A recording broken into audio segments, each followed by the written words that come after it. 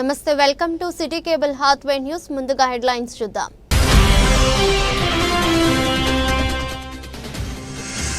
మంత్రి శ్రీధర్ బాబు చక్రం తిప్పుతున్నాడా? పెద్దపల్లి జిల్లా కాంగ్రెస్ పార్టీలో కోల్డ్ వార్.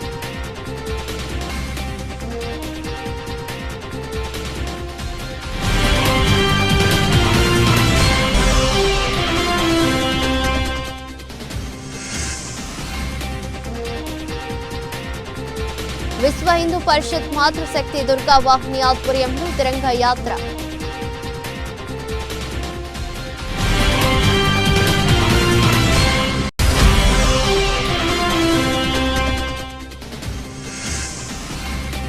RG1 ఏరియాలో ఉచిత వేసవి శిక్షణ శిబిరం ముగింపు కార్యక్రమం.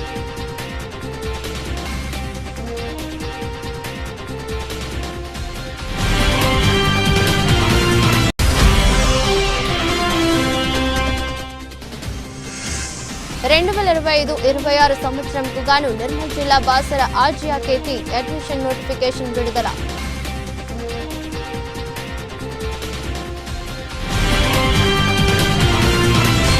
రాష్ట్రంలో కాంగ్రెస్ పార్టీ అధికారంలోకి వచ్చి ఏడాదిన్నర గడిచిన నేపథ్యంలో పెద్దపల్లి జిల్లాలో అధికార కాంగ్రెస్ పార్టీలో ముసలం మొదలైంది.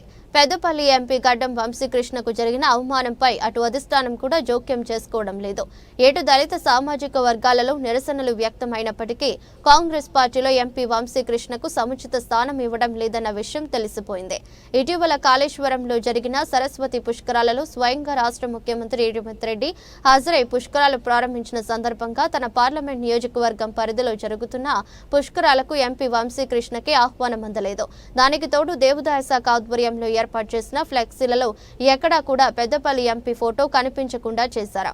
ఇదంతా పార్టీలో ఉద్దేశపూర్వకంగానే జరిగినట్లు తెలుస్తోంది. రాష్ట్ర మంత్రి శ్రీధర్ బాబు కావాలని తన వ్యూహంలో భాగంగా పెద్దపల్లి ఎంపీని పార్టీలో ఏకాకిగా చేస్తున్నాడా అన్న ప్రచారం జరుగుతుంది. దీంతో జిల్లా వ్యాప్తంగా కాంగ్రెస్ పార్టీలో గ్రూప్ రాజకీయాలకు తెరతీసినట్లు అయింది.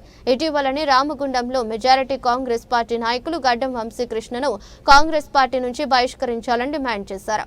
అందుకు ప్రతిగా వివేక్ వర్గీయులు సైతం మీడియా ముందుకు వచ్చి ఆరోపణలను ఖండించారు. ఇంత జరుగుతున్న పార్టీలోని అగ్ర నాయకత్వం మాత్రం ఏమాత్రం పట్టించుకోవటం లేదు. ఈ ప్రోటోకాల్ వివాదంపై దళిత సంఘాల నాయకులు రాష్ట్ర ఎస్సీ కమిషన్ కు సైతం ఫిర్యాదు చేశారు. అయినా ఈ వివాదం మాత్రం ఎటు తేలడం లేదు. చిలికి గానివానగా పెద్దపల్లి జిల్లా కాంగ్రెస్ పార్టీలో అటు ఎంపీ గడ్డం వంశీకృష్ణ, ఇటు మంత్రి శ్రీధర్ బాబు వర్గీయుల మధ్య కోల్డ్ వార్ కొనసాగుతుంది. విశ్వ హిందూ పరిషత్ మాతృశక్తి దుర్గా వాహిని ఆధ్వర్యంలో పాకిస్తాన్ ప్రేరేపిత ఉగ్రవాదులపై భారత ప్రభుత్వం నిర్వహించిన ఆపరేషన్ సింధూర్ కార్యక్రమాన్ని విజయవంతం చేసిన సందర్భంగా విశ్వ హిందూ పరిషత్ మహిళా విభాగం ఆధ్వర్యంలో తిరంగ యాత్ర కార్యక్రమం నిర్వహించారు.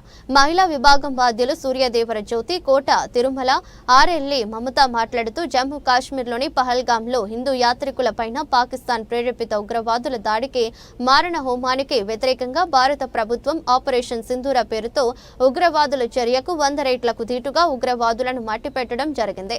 ఈ ఆపరేషన్ సింధూర్ మహిళా శక్తిని ముందు పెట్టి మహిళలు ఏ రంగంలో తక్కువ కాదని, భారతదేశంలో ప్రతి మహిళ శక్తివంతమైనదని, మా దేశంలోని మహిళ ఎంత శక్తివంతమైనదో భారత air force colonel Vyomika Singh, colonel Sofiya Qureshi పాకిస్తాన్కే కాకుండా ప్రపంచ దేశాలకు అర్థమయ్యే విధంగా ఆపరేషన్ సింధూర్ మహిళల నాయకత్వంలో విజయవంతం చేయడం జరిగిందన్నారు.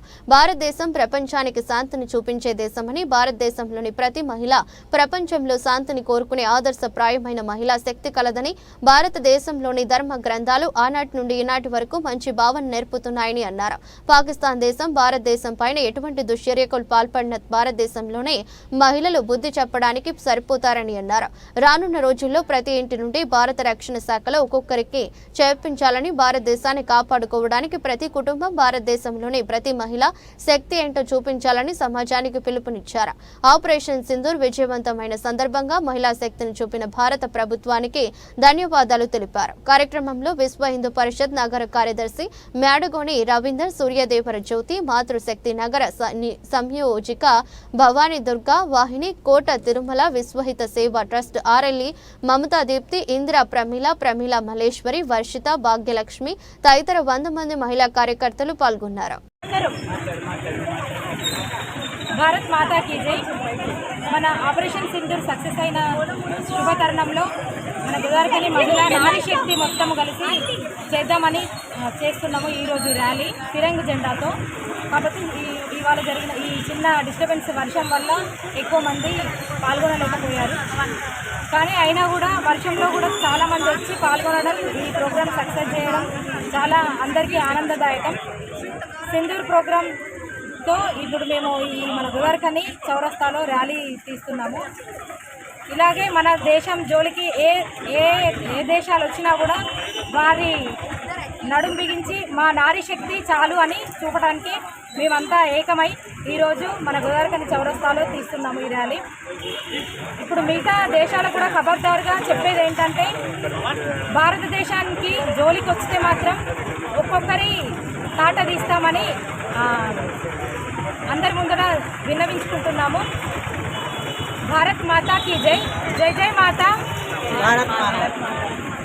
గత నెల రోజులుగా work people's stores and games association ఆధ్వర్యంలో RG1 ఏరియాలో సింగరేణి ఉద్యోగుల పిల్లలకు, మాజీ ఉద్యోగుల పిల్లలకు మరియు పరిసర ప్రభావిత ప్రాంత పిల్లలకు స్థానిక జవహర్లాల్ నెహ్రూ స్టేడియంలో నిర్వహించబడుతున్న ఉచిత వేసవి శిక్షణ శిబిరాన్ని ఈరోజు RG1 area SO2 GM Sri Gopal Singh ముఖ్య అతిథిగా హాజరై శిక్షణ శిబిరంలో శిక్షణ పొందిన క్రీడాకారులకు టీ-షర్ట్, షార్ట్స్ ఔత్సాహిక క్రీడాకారులందరికీ అందజేశారు. కార్యక్రమాన్ని ఉద్దేశించి ముఖ్య అతిథి మాట్లాడుతూ ఈ వేసవి శిక్షణ శిబిరంలో సెలవులలో బాలబాలికలకు 1 నెల రోజుల పాటు క్రీడా అంశాల మీద శిక్షణ శిబిరం నిర్వహించడం ద్వారా వారిలో మానసిక పరిపక్వతకు, ఎదుగుదలకు, జీవితంలో సాధించాలనే తపన, ఒక పట్టుదల పెరగడమే కాకుండా వివిధ క్రీడాంశాలలో ఆసక్తి కనబర్చి ప్రతి ఒక్కరిలో గెలుపొందాలనే పోటీతత్వం, తపన, క్రమశిక్షణ అలపరుచుతుందని తెలిపారు. గతంలో వేసవి సెలవులలో వివిధ ఊర్లకు, గ్రామాలకు వెళ్లడం, అక్కడ కొత్త కొత్త విషయాలు తెలుసుకోవడం, సరదాగా గడపడం జరిగేదని, కానీ నేటి సమాజంలో ఇప్పుడున్న వాతావరణంలో సెల్ ఫోన్, టీవీలు చూడటం వలన పిల్లల్లో క్రీడలపై ఆసక్తి తగ్గి మానసికంగా తమ విలువైన జీవితాన్ని ఎంతో కోల్పోతున్నారని, కావున ఎదిగే పిల్లలు తమ సమయం కొంత క్రీడలపై ఆసక్తి కనబర్చడం వలన అవి మన భావి భారత జీవితానికి బాటలు వేయుటకు ఎంతో దోహదపడతాయని తెలిపారు. ఈ వేసవి శిక్షణ శిబిరంలో football, volleyball, athletic, basketball, archery, boxing, karate తదితర క్రీడాంశాలలో శిక్షకుల చేత 150 మందికి శిక్షణ ఇప్పించడం జరిగిందన్నారు. కార్యక్రమంలో చీఫ్ కోఆర్డినేటర్ మరియు DGM పర్సనల్ కిరణ్ బాబు గారు, AITUC branch secretary RLE Posam, CMOI అధ్యక్షులు పెరుమాల శ్రీనివాస్, సీనియర్ పీపు Hanumantharao, sports supervisor Ramesh, coordinator B Santosh Reddy, కోచ్లు షాబానా, సంపత్, శ్రీనివాస్, మొండయ్య, తిరుపతి, అనిల్ మరియు అధిక సంఖ్యలో క్రీడాకారులు పాల్గొన్నారు. అందరికీ కూడా గుడ్ ఈవినింగ్. మరి మనము ఈ యొక్క సమ్మర్ కోచింగ్ క్యాంపు ఈ యొక్క ముగింపు కార్యక్రమం రోజు కూడా మనకి ఈ రోజు కూడా మనకి చెప్పింది. కానీ ఈ మధ్యకాలంలో ఈ 1 month 25 days summer coaching camp video చూసాము. చాలా బాగా గైడ్ చేశారు. పిల్లలందరూ కూడా చాలా బాగా నేర్చుకున్నారు. చాలా సంతోషం అనిపించింది. మరి స్పోర్ట్స్ సూపర్వైజర్, అదేవిధంగా మన కోఆర్డినేటర్,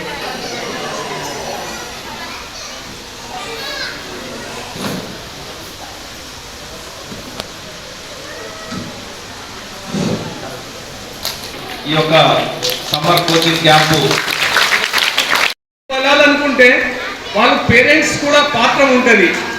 ఇప్పుడు ప్రస్తుతం మన దగ్గర బెల్లంపల్లి GM గారు శ్రీ భాస్కర్ రెడ్డి గారు, వాళ్ళకి ఒకటే అమ్మాయి ఉన్నది. ఆ అమ్మాయి కోసం అతను రోజు మార్నింగ్ 5 గంటలకి లేచి, she's a very good athlete. మన స్టేట్ లెవెల్లో కూడా ఆమెకి మంచి పేరు ఉన్నది, మంచిగా గోల్డ్ మెడల్ సంపాదించింది ఆ అమ్మాయి. సో ఆయన ఏంటంటే 7th 8th క్లాస్ కానుండి ప్రతిరోజు కూడా స్టేడియంకి ఆ అమ్మాయినే 5 గంటలకి లేపి సొంతగా కారు డ్రైవ్ చేసుకొని అక్కడ స్టేడియం తీసుకుపోయి ఆమెతోనే ఈయన కూడా అట్లా చేసేసి. సో నేను అనేది ఏంటంటే దానిలో పిల్లలతో పాటు పేరెంట్స్ పాత్ర కూడా చాలా ఎక్కువ ఉంటుంది దానిలో.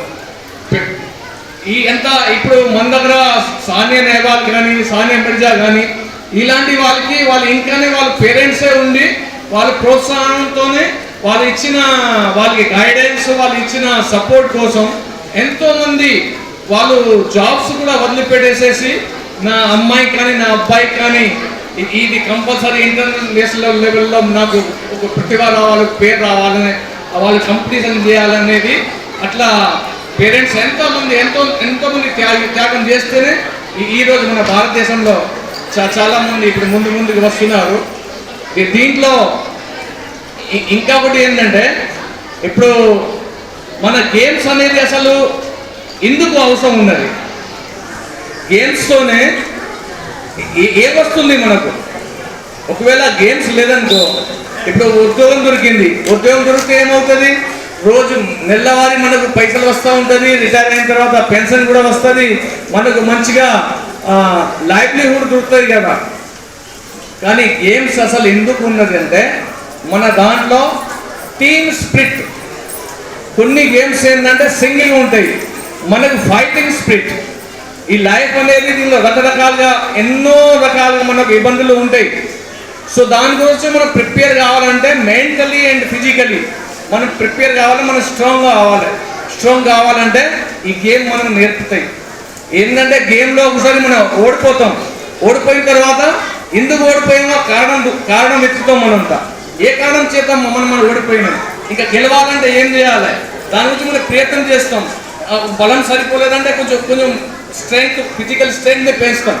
సో ఇట్లా అది ఒకటి ఫైటింగ్ స్పిరిట్ ఒకటి మనకు పెరుగుతుంది. ఫైటింగ్ స్పిరిట్తో పాటు మనకు నెక్స్ట్ ఏంటి, టీమ్ స్పిరిట్. ఇంతకుముందు మీకు చెప్పాను నేను, ఫుట్బాల్ కానీ ఈ మన హాకీ కానీ ఇలాంటి కొన్ని గ్రూప్లో ఆడే గేమ్స్లలో సింగిల్గా ఒక పర్సన్ అది పర్ఫామ్ చేస్తే సరిపోదు. భారతదేశంలో గేమ్స్ అనేది వేరే కంట్రీస్తోనే పోల్స్తే మనం బాగా ఇంకా పడి ఉన్నాం. ప్రతి ఒక్కరినే ఏదైనా గేమ్ గురించి అడిగితే ఏం చెప్తారు, క్రికెట్ అంతేనా, బాగా ఫేమస్ అయింది. ఈవెన్ చిన్న పిల్ల కానుండి ఇంకా ఓల్డ్ ఏజ్ పర్సన్స్ వరకు ప్రతి ఒక్కళ్ళు ఆ క్రికెట్ మీద ఎక్కువ ఇంట్రెస్ట్ చూపిస్తారు. మనం క్రికెట్లో రకరకాలుగా ఈ మన T20 కానీ లేకపోతే వరల్డ్ కప్ కానీ అన్నిట్లో మనం విజయం సాధించాం నంబర్ ఆఫ్ టైమ్స్. సో క్రికెట్లో మన అందరికీ మంచి పేరు వచ్చింది.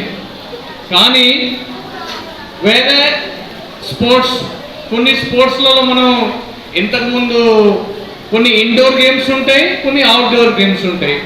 ఇండోర్ గేమ్స్లో కూడా కొన్ని గేమ్స్ ఎట్లా ఉంటాయి, కూర్చొని ఆడే గేమ్స్ ఉన్నాయి, లైక్ చెస్, మైండ్ గేమ్. ఆ చెస్ గేమ్లో కూడా మన విశ్వనాథం గారు ఉన్నప్పుడు మనకు మంచిగా ఇండియా అది మంచి పేరు వచ్చింది. ఇప్పుడు కూడా మన పిల్లలు నంబర్ ఆఫ్ పర్సన్స్ మంచిగా దాంట్లో కూడా చాలా ఇంటర్నేషనల్ లెవెల్లో కూడా వెళ్తున్నారు. ఇది కాక టెన్నిస్ కానీ తర్వాత బ్యాడ్మింటన్లో కూడా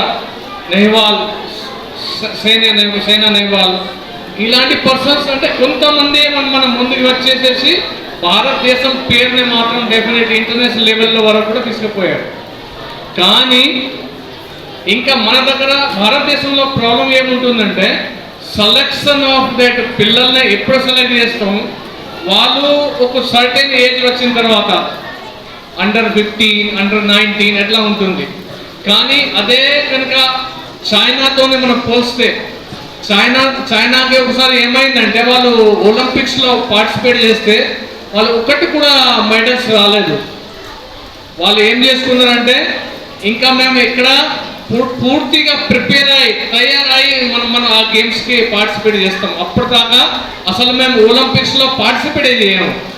అట్లా అనుకొని వాళ్ళు ఏం చేశారంటే చిన్న పిల్లలు 4 years 5 years పిల్లల్ని తీసుకొని వాళ్ళకి ట్రైనింగ్ ఇచ్చి the right time to give coaching to A person to select A person. అంటే ఏంటంటే ఫస్ట్ వాళ్ళ దగ్గర ఉన్న టాలెంట్స్ని మనం చూసుకొని వాళ్ళని ఎవరికైతే ఏ టాలెంట్ ఉన్నదో తర్వాత ఎవరికైతే ఇంట్రెస్ట్ ఉన్నదో ఆ ఇంట్రెస్ట్ కూడా మనం చూడాలి. ఎందుకంటే ఇప్పుడు చూడండి, ఇంతకుముందు మన పోషే గారు చెప్పారు మనం మంచిగా చదవాలి. మరి చదవడం అనేది ఓకే, ఎంత చదివినా కూడా ఇప్పుడు మంచి ఆటలు ఆడించి మంచి గేమ్స్ నేర్పించినటువంటి స్పోర్ట్స్ సూపర్వైజర్ రమేష్ అన్న గారికి, అలాగే స్పోర్ట్స్ కోఆర్డినేటర్ సంతోష్ రెడ్డి గారికి, మీ తరఫున సింగరేణి కంపెనీ తరఫున మీరు నేర్చుకున్నటువంటి ఈ 25 రోజుల కార్యక్రమానికి సింగరేణి వ్యాప్తంగా సింగరేణి యాజమాన్యము సుమారు 10 లక్షల రూపాయలు మన కార్మికుల పిల్లల కోసం, ఈ కార్మిక వాడలో నివసిస్తున్నటువంటి పిల్లల కోసము ఇలా సింగరేణి యాజమాన్యము ఇంత ఖర్చు పెట్టి కోచర్లను ఇచ్చి మంచి గేమ్స్ నేర్పిస్తూ, గేమ్స్ అంటేనే పిల్లలకు ఉత్సాహంగా ఉంటుంది. ఒక్కొక్క అబ్బాయికి కానీ అమ్మాయికి కానీ ఒక్కొక్కరికి ఒక్కొక్క గేమ్ మీద ఇంట్రెస్ట్ ఉంటుంది. ఆ ఇంట్రెస్ట్ తోటి మీరు మంచిగా గేములు నేర్చుకొని ఒకరు క్రికెట్ ఇంట్రెస్ట్ ఉంటుంది, ఒకరికి ఫుట్బాల్ ఇంట్రెస్ట్ ఉంటుంది, ఒకరికి కబడ్డీ ఇంట్రెస్ట్, ఇట్లా ఒకరికి షార్ట్ బాల్ ఇంట్రెస్ట్ ఉంటుంది, ఒకరికి చెస్ మీద ఇంట్రెస్ట్ ఉంటుంది. ఇవన్నీ కూడా మీరు పేరెంట్స్ కొంత బాధ్యత ఉంటుంది. పిల్లల యొక్క నడవడిని బట్టి, వాళ్ళకున్న హ్యాబిట్స్ని బట్టి మనం ఆ దిశలో తీసుకుపోయే అవసరము పేరెంట్స్ కూడా ఉంది. మంచిగా చదువుకోవాలి పిల్లలు, చిల్డ్రన్స్ మంచిగా చదువుకోవాలి, మంచి గేమ్స్ నేర్చుకోవాలి, మంచి పౌరులుగా మీరు ఎదగాలని, ఇంటర్నేషనల్ లెవెల్లో మంచి స్పోర్ట్స్మెన్గా గోల్డ్ మెడల్ తీసుకురావాలని, మంచి విద్యార్థులుగా మంచి విద్య నేర్చుకొని మన యొక్క ప్రాంతానికి, మన రాష్ట్రానికి మీరే రేపు రాబోయే రోజులలో భావి భవిష్యత్తుకు పౌరులు కాబట్టి మంచిగా ఎదగాలని, మన సింగరేణి కంపెనీ ఎంతైనా ఖర్చు పెట్టగలుగుతుంది. మంచి కార్యక్రమాలతో ఎప్పుడు కూడా మన కంపెనీ వెనుక తీయదు. గేమ్కు సంబంధించినటువంటి మెటీరియల్ కానీ, గేమ్కు సంబంధించినటువంటి గ్రౌండ్స్ కానీ చాలా మనం అడుగుతూ ఉంటాం. ఇలా ఏఐటీసీ గెలిచి ఉన్నది, ఏఐటీసీ అడుగుతూ ఉన్నది, మొన్నదాకా వేరే సంఘం గెలిచి ఉన్నది, వాళ్ళు అడుగుతూ ఉంటారు. కానీ కాబట్టి మన ఇంట్రెస్ట్ తోటి ఎంత చేస్తే అంత కంపెనీ కూడా మరి ఖర్చు పెట్టడానికి ఉన్నది.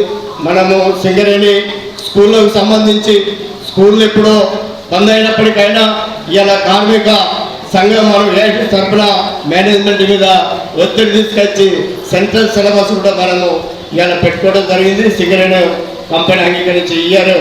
2025-26 సంవత్సరంకు గాను నిర్మల్ జిల్లా బాసర ఆర్టీఆర్కేటీ అడ్మిషన్ నోటిఫికేషన్ విడుదల చేసింది. బాసరకు 1500 సీట్ల, మహబూబ్ నగర్ 180 సీట్లకు నోటిఫికేషన్ విడుదల. 31/5/2025 నాటి నుండి ఆన్లైన్ రిజిస్ట్రేషన్ చేసుకోవచ్చు.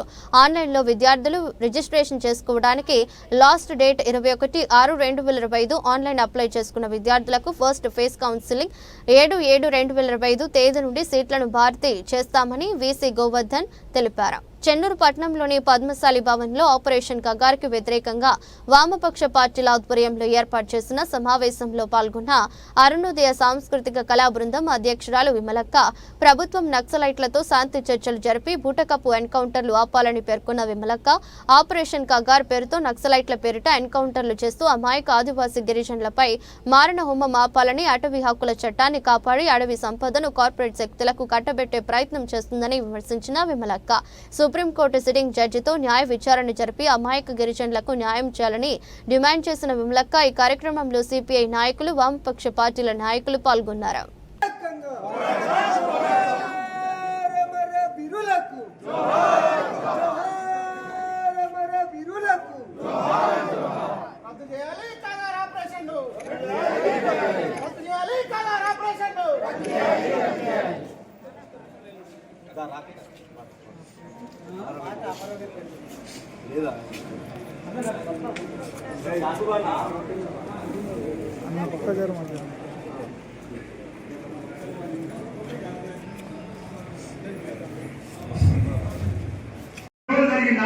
ఒక ఫోన్ చెప్పేవారికల్లా అక్కడ ఇక్కడ తప్పుడు ఉన్నాను.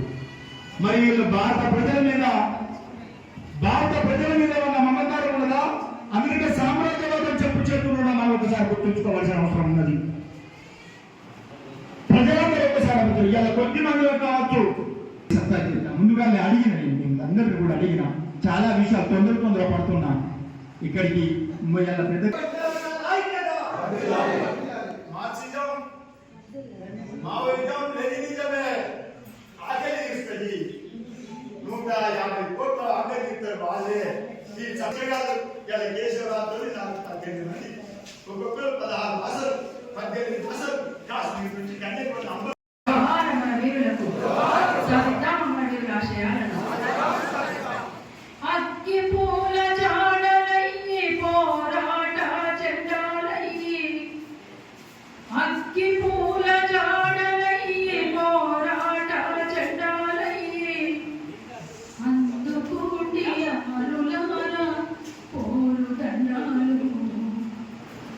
మీరందుకోండి బిడ్డలారా ప్రజల దండాలు మా గుండెల్లో గురుతులయ్యే కుప్పంలో దండలయ్యే గుండెల్లో గురుతులయ్యే కుప్పంలో దండలయ్యే.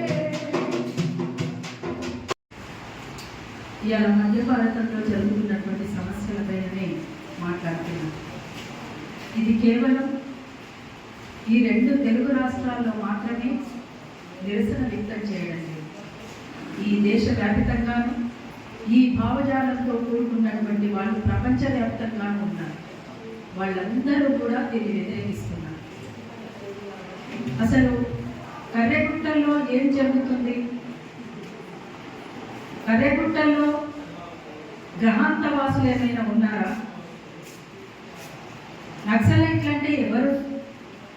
మావోయిస్టులు ఎవరు? వాళ్ళు ఎందుకు ఇవాళ ఈ పోరాటం చేయాల్సి వచ్చింది? 75 సంవత్సరాల స్వతంత్ర భారతం అని చెప్పబడుతున్నటువంటి ఈ స్వతంత్ర భారతదేశంలో ఇంకా కులం ఉన్నది, ఇంకా మతం ఉన్నది, ఇంకా అణిచివేత ఉన్నది, ఇంకా వివక్షత ఉన్నది, దోపిడీ ఉన్నది, పీడన ఉన్నది. ఇన్ని ఉన్న చోట పోరాటం ఎట్లా లేకుండా ఉంటుంది? ఇది కదా మనం ఆలోచించాల్సింది. ఒక పార్లమెంటు సాక్షిగా ఈ దేశానికి హోమ్ మినిస్టర్గా ఉన్నటువంటి అమిత్ షా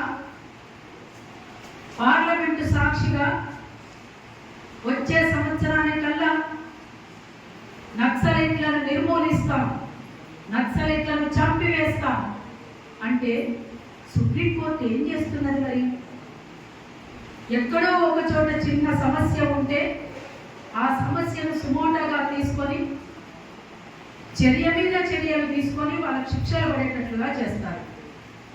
మరి ఇంత భయంకరంగా ఒక పార్లమెంటులో రాజ్యాంగం మీద ప్రమాణం చేసి అధికారాన్ని చెలాయిస్తున్నటువంటి వీళ్ళు పార్లమెంటులోని ఇంత భయంకరంగా చంపివేస్తాం అని బాహాటంగా మాట్లాడితే సుప్రీంకోర్టు ఏం చేస్తుంది? ఎందుకు మాట్లాడలేకుండా ఉంది? ఎందుకు శిక్ష వేయకుండా ఉంది? ఎవరైనా శిక్ష అనుభవించాల్సిందే కదా. తప్పు చేసినటువంటి వాళ్ళు ఎవరైనా శిక్ష అనుభవించాల్సిందే. అసలు ఒక మనిషిని చంపే హక్కు మీకు ఎవరిచ్చిండ్రు? ఒక్కరా ఇద్దరా? వందలాది మందిని పొట్టన పెట్టుకున్నారు ఈ మధ్యకాలంలో. విచ్చలవిడిగా ఎక్కడ పడితే అక్కడ పచ్చని అడవిని వాళ్ళ రక్తంతో కలిసి అలా ఎర్రబారిపోయింది. అడవి కూడా ఏడుస్తుంది, అడవి కూడా ఘోషిస్తుంది. ఇవాళ మధ్య భారతంలో ఏం జరుగుతుంది? అసలు ఆదివాసీలు ఎవరు? ఆదివాసీలు అంటే ఈ దేశ మూలవాసులు. అసలు ఈ దేశానికి వాళ్ళు లేకపోతే మనం లేము. ఆ స్పృహ ఉండాలి ఎవరికైనా. మెడకాయ మీద తలకాయ ఉన్నటువంటి ప్రతి మనిషి కూడా ఆలోచించాల్సింది ఏంటంటే ఈ అడవిని కాపాడుతున్నదే ఆదివాసీలు. ఆదివాసీలు లేకపోతే ఈ గాలి లేదు, ఈ వాతావరణం లేదు. ఇంతవరకైనా ఈ రకమైనటువంటి కాలుష్యం కొనసాగుతున్నదంటే పాలక వర్గాలు చేస్తున్నటువంటి ఈ పనికి మాలినటువంటి వ్యవహారం కనుకనే ఇవాళ ఆ మేరకు ఇంకా ఇప్పటికీ మిగిలి ఉన్నటువంటి అడవి ద్వారా, మిగిలి ఉన్నటువంటి వనరుల ద్వారా మనం ఈ మేరకైనా బతుకుంటగలిగాం. అసలు ఈ మేరకైనా అడవి దక్కుతున్నది అనంటే, విధ్వంసం కాకుండా ఉన్నది అనంటే ఆదివాసీల మూలంగా మాత్రమే. ఇవాళ నక్సలైట్లు అంటే ఎవరు? పైనుంచి ఊడిపడ్డరా? ఎక్కడి నుంచో వచ్చిందా? నంబాల కేశవరావు ఎవరు? కామ్రేడ్ నంబాల కేశవరావు అంటే ఎవరు? ఇక్కడి బిడ్డలే కాదా? ఎక్కడి నుంచో ఊడిపడ్డ వాళ్ళతో పాటు అమరత్వం పొందినటువంటి వాళ్ళంతా ఎవరు? వీళ్ళంతా ఇక్కడనే ఉన్నటువంటి ఈ సమాజంలో నెలకొన్నటువంటి పరిస్థితుల్ని అవగాహన చేసుకొని దీనికి ప్రత్యామ్నాయమైనటువంటి ఒక సమాజాన్ని నిర్మించాల్సినటువంటి అవసరం, ఆవశ్యకత ఇవాళ ఉన్నది. ఇవాళ ఉన్నటువంటి ఈ భావజాలం ఏదైతే ఉన్నదో అది ప్రజలలో. ఆయన ఎంటెక్ చదివాడు. ఇలా మామూలు జీవితాన్ని అనుభవిస్తే బహుశా ఆయన గొప్ప మేధావిగా బయట అక్కడున్న మేధావి బయట ఉంటే కనుక దాదాపు ఎంత సంపాదించేవాడు. కానీ ఇది కాదు నాకు ముఖ్యం. ఇవాళ ప్రజలను గెలిపించడమే లక్ష్యంగా ఇవాళ మనం ఎంచుకోవాలనేటువంటి దాన్ని ఒక దారిని ఎంచుకొని వాళ్ళు ఇవాళ పోరాడుతున్నారు.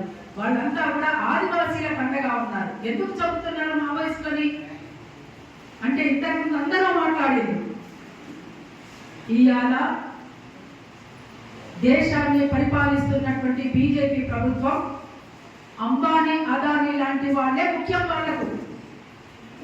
ఎందుకంటే ఇక్కడ మొత్తంగా మన దేశంలోనూ ముఖ్యంగా మన రాష్ట్రాల్లోనూ అపారమైనటువంటి వనరుల సంపద ఉన్నది. ఇక్కడ అడవి ఉన్నది. ఇక్కడ అడవి కింద ఖనిజ సంపద ఉన్నది. ఇక్కడ కోటాను కోట్ల రూపాయలు తోటి కూడుకున్నటువంటి సంపద ఉన్నది. ఇక్కడ ఆ సంపదను వాళ్లకు కట్టబెట్టడానికే ఆదివాసీలు లేకుండా చేయాలి. ఆదివాసీలను అడవి నుంచి ఎల్లగొట్టాలి. ఆదివాసీలను ఎల్లగొట్టాలంటే వాళ్ళు ఆదివాసీలు చేస్తున్నటువంటి పోరాటానికి అండగా నిలబడ్డది ఎవరు అంటే మావోయిస్టులు. కాబట్టి వాళ్ళను చంపాలి. వీళ్ళ అడ్డొస్తున్నటువంటి వీళ్ళను చంపాలి. దీన్ని వ్యతిరేకిస్తున్నటువంటి వాళ్ళని ఎవరైనా సరే అర్బన్ నక్సలైట్లని ముద్ర వేసి వాళ్ళ మీద కూడా నేరం వేయాలి అనేటువంటిది కంకణం కట్టుకుంది వాళ్ళ బీజేపీ ప్రభుత్వం. మీరు ప్రజలకేమీ న్యాయం చేయట్లేదు కనుకనే ప్రజలకు న్యాయం జరగాలని వాళ్ళు చేస్తున్నారు. ప్రజలను గెలిపించాలనుకుంటున్నారు. ఇవాళ ఈ దేశంలో శాంతి నెలకొనాలని కోరుకుంటున్నటువంటి నక్సలైట్లు మాత్రమే. ఇవాళ ఈ భారతదేశం నాది, ఈ దేశంలో మేమంతా కూడా ఈ దేశ బిడ్డలం కనుకనే ఈ దేశంలో ఉన్నటువంటి సంపదనంతా ఈ దేశ ప్రజలకే చెందాలి. కాబట్టి ఈ సంపదనంతా కూడా ఈ దేశ ప్రజలకు కట్టబెట్టడానికి మేము సిద్ధంగా ఉన్నామని చెప్పేసి నక్సలైట్లు వాళ్ళు పోరాడుతున్నారు. ప్రాణం కూడా పోరాడానికి వీలేదు అని చెప్పేసి గత కొంతకాలంగా వాళ్ళు ఉత్తర్వులు కూడా మీ చివరి కోరిక ఏమిటి అని అడుగుతారు శిక్ష వేసే ముందు. మరి వాళ్ళే నిరాయుధులుగా ఉన్నటువంటి వాళ్ళను హాస్పిటల్లో అనారోగ్యంతో పడి ఉన్నటువంటి వాళ్ళను పట్టుకపోయి చిత్రహింసలు పెట్టి చంపేసేది. మీరు శవాలను ఎందుకు అప్పగించరు? ఎండపల్లి మండలం రాజారాంపల్లి నుండి పాత గూడూరు బసంత్ నగర్ దారిలో ఉన్న నూతన బ్రిడ్జి ఇటీవల తాత్కాలికంగా ప్రారంభమైనప్పటికీ పూర్తిగా పనులు జరగకపోవడంతో ప్రయాణికులు తీవ్ర ఇబ్బందులు ఎదుర్కొంటున్నారు. నిత్యం ప్రయాణికులతో రద్దీగా ఉండే ప్రాంతం కాబట్టి ద్విచక్ర వాహనదారులు తీవ్ర ఇబ్బందులు ఎదుర్కొంటున్నారు. ఇటీవల కురిసిన వర్షాలకు బ్రిడ్జి ఆవరణ భాగమంతా గుంతలమయం కావడంతో ఆ గుంతలలో నీళ్లు నిలిచి వర్షం కురిసిన నీళ్లు నిలిచి రాకపోకలకు అంతరాయం కలుగుతుంది. ఎవరు పట్టించుకోకపోవడం వల్ల బీజేపీ నాయకులు రోడ్డు మీద ఉన్న నీటిని సైడ్ కు కాల్వ తవ్వి బయటకు పంపించి మానవత్వం చాటుకున్నారు. సంబంధిత అధికారులు వెంటనే స్పందించి పూర్తి స్థాయిలో మరమ్మతులు చేపట్టి సమస్యను పరిష్కరించాల్సిందిగా ప్రయాణికులు, స్థానిక ప్రజలు కోరుతున్నారు. మావోయిస్టు పార్టీ కేంద్ర ప్రధాన కార్యదర్శి నంబాల కేశవరావు బూటకపు ఎన్కౌంటర్ పై సుప్రీంకోర్టు జడ్జితో న్యాయ విచారణ జరిపించాలి. ఛత్తీస్గఢ్ రాష్ట్రంలోని నారాయణపూర్లో మావోయిస్టు పార్టీ కేంద్ర కమిటీ ప్రధాన కార్యదర్శి నంబాల కేశవరావు మరో 26 మందిని బూటకపు ఎన్కౌంటర్ పై సుప్రీంకోర్టు సిట్టింగ్ జడ్జితో న్యాయ విచారణ జరిపించాలని పౌర హక్కుల సంఘం రాష్ట్ర సహాయ కార్యదర్శి మాదన కుమారస్వామి డిమాండ్ చేశారు. బుధవారం జిల్లా కేంద్రంలోని అంబేద్కర్ విగ్రహం ఎదుట పోస్టర్లు ప్రదర్శిస్తూ కేంద్ర ప్రభుత్వానికి వ్యతిరేకంగా నినాదాలు చేశారు. ఇక్కడ విరసం ప్రజా ఫ్రంట్, హౌరా కుల సంఘం నాయకులు పాల్గొన్నారు. నిన్న మొన్నటిదాకా దంచికొట్టిన ఎండలు ఒకేసారి వాతావరణంలో మార్పులు, దంచికొట్టే వానలతో, ప్రకృతి సోయగాలతో, అంతా పచ్చని ఫైర్తో ఆహ్లాదకరమైన వాతావరణంలో పక్షుల కిలకిలతో కోకిల రాగాల నడుమ ఉదయాన్నే ప్రశాంతమైన వాతావరణంలో వర్షం చిటపట చినుకులు కురిపిస్తుంటే దట్టమైన అటవీ ప్రాంతంలో నెమలి తన సోయగాలతో తనను తానే మర్చిపోయి పురివిప్పి నాట్యం ఆడుతుంటే ఇది చూసిన కొందరు బాటసారులు తన సెల్ ఫోన్లో బంధించి నెట్టింటా పెట్టడంతో వైరల్ అవుతుంది. సిద్దిపేట జిల్లా దుబ్బాక ప్రాంతంలో పీఎం కిసాన్ సమ్మాన్ నిధి యోజన 20వ విడత కోసం ఎదురు చూస్తున్న రైతులకు ముఖ్యమైన అప్డేట్. ఈ పథకం కింద చిన్న సన్నకారు రైతులకు ఆర్థిక సాయం అందిస్తున్న కేంద్ర ప్రభుత్వం త్వరలో 20వ విడత డబ్బులు విడుదల చేయనుంది. అయితే డబ్బులు మీ ఖాతాలో జమ కావాలంటే కొన్ని ముఖ్యమైన పనులు పూర్తి చేయాల్సి ఉంటుంది. పీఎం కిసాన్ సమ్మాన్ నిధి యోజన కింద చివరి విడత డబ్బులు ఫిబ్రవరిలో విడుదలయ్యాయి. తదుపరి 20వ విడత జూన్ 2025లో విడుదలయ్యే అవకాశం ఉంది. ప్రభుత్వం ప్రతి సంవత్సరం 6,000ను 3 విడతలుగా రైతుల ఖాతాకు జమ చేస్తుంది. తదుపరి విడత విడుదల తేదీపై ఇంకా అధికారిక ప్రకటన వెలువడాల్సి ఉంది. 4 నెలలకు ఒక విడత చొప్పున డబ్బులు వస్తుంటాయన్నారు. వార్తలు ముగించే ముందు మరోసారి హెడ్లైన్స్.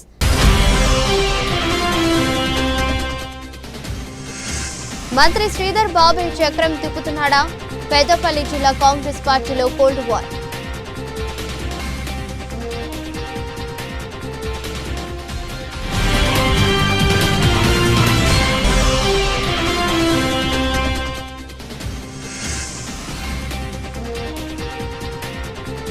విశ్వ హిందూ పరిషత్ మాతృశక్తి దుర్గా వాహిని ఆధ్వర్యంలో తిరంగా యాత్ర.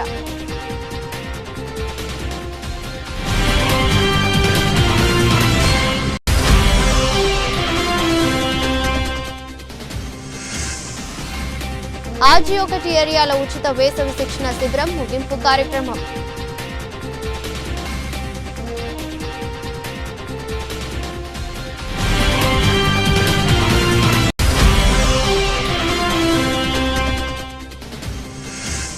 రెండు 2025-26 సంవత్సరంకు గాను నిర్మల్ జిల్లా బాసర RG1 అడ్మిషన్ నోటిఫికేషన్ విడుదల.